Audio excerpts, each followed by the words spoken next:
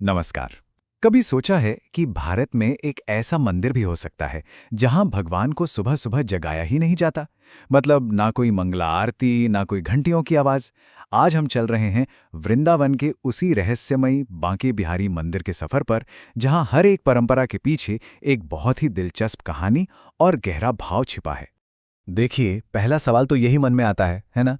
कि जहां देश के हर कृष्ण मंदिर में सुबह होते ही शंख और घंटियों की गूंज सुनाई देती है, वहीं इस मंदिर में इतनी शांति क्यों होती है? आखिर सुबह सुबह भगवान को क्यों नहीं जगाया जाता? और फिर आता है वो रहस्य जो शायद इस मंदिर की सबसे बड़ी पहचान है। भाई, भक्त तो एकटक भगवान को निहारना चाहते हैं, पर यहां तो हर 2 मिनट में ठाकुर जी की मूर्ति के आगे पर्दा गिरा दिया जाता है। ऐसा क्यों? क्या छिपाया जा रहा है, या फिर किसी को बचाया जा रहा है? और आखिर में वो कहानी जिसने दशकों तक लोगों में उत्सुकता जगाए रखी। मंदिर के अंदर एक ऐसा कमरा जो पूरे 54 साल तक बंद रहा। लोगों को लगता था उसमें अरबों का खजाना है। तो जब वो कमरा खुला तो आखिर उसके अंदर से क्या निकला? चलिए आज इन सभी रहस्यों से पर्दा उठाते हैं। इन सभी सवालों के जवाब ना हमें कहानी के बिल्कुल शुरुआत में मिलते हैं। बांके बिहारी जी की जो मूर्ति है, वो किसी कारीगर ने नहीं बनाई है, बल्कि वो तो भक्ति और संगीत की शक्ति से खुद प्रकट हुई है।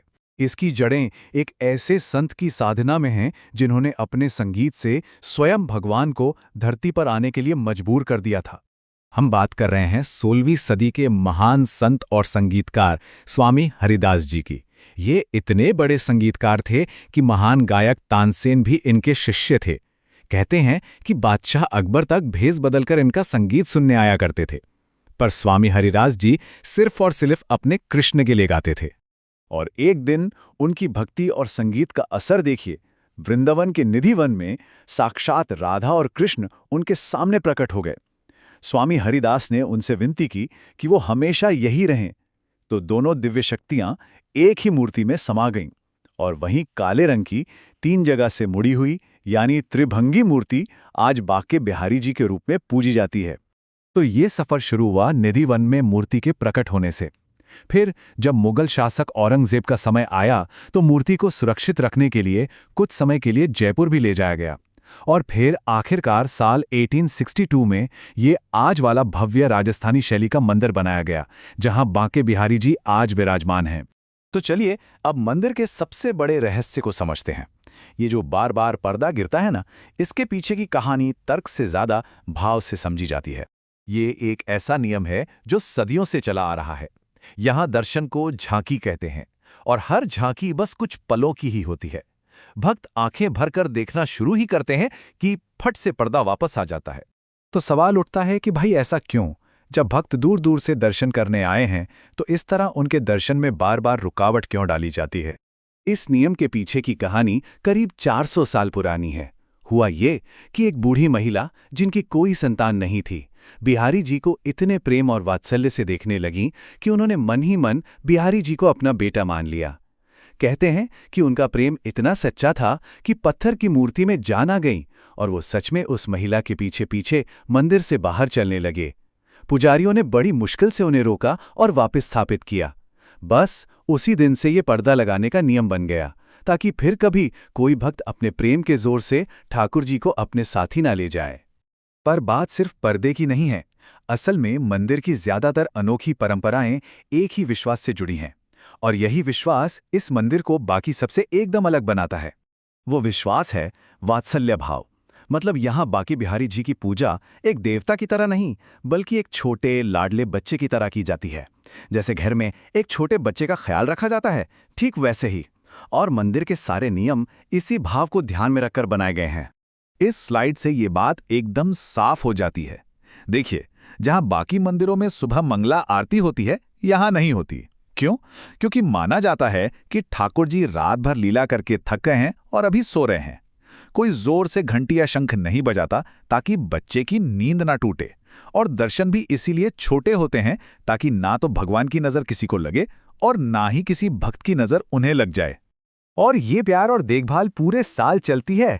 गर्मियों में उन्हें ठंडक देने के लिए चंदन का लेप लगाया जाता है, फूलों के बंगले बनते हैं। सर्दियों में गर्म कपड़े, केसर वाला दूध और मेवे दिए जाते हैं। पूरे साल में सिर्फ एक दिन अक्षय तृतीया पर उनके चरणों के दर्शन होते हैं, और सिर्फ शरद पूर्णिमा की रात को ही वो बांसुरी और मुकुट पहनते हैं। हर चीज उनके बाल रूप को ध्यान में रखकर की जाती है।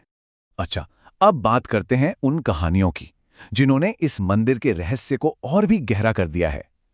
ये कहानियां हैं एक गुप्त सुरंग और एक छिपे हुए खजाने की। सालों से ये बात कही सुनी जाती है कि मंदिर के नीचे से एक गुप्त सुरंग है जो सीधे जयपुर के गोविंद देव जी मंदिर तक जाती है।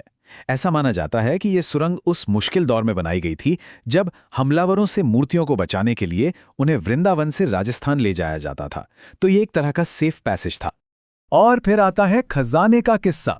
दशकों तक ये अफवाहें गर्म रहीं कि मंदिर में एक ऐसा कमरा है जो हमेशा बंद रहता है और उसके अंदर अरबों के हीरे जवाहरात हैं। और तो और ये भी कहा जाता था कि उस खजाने की रक्षा देवीय नाग करते हैं।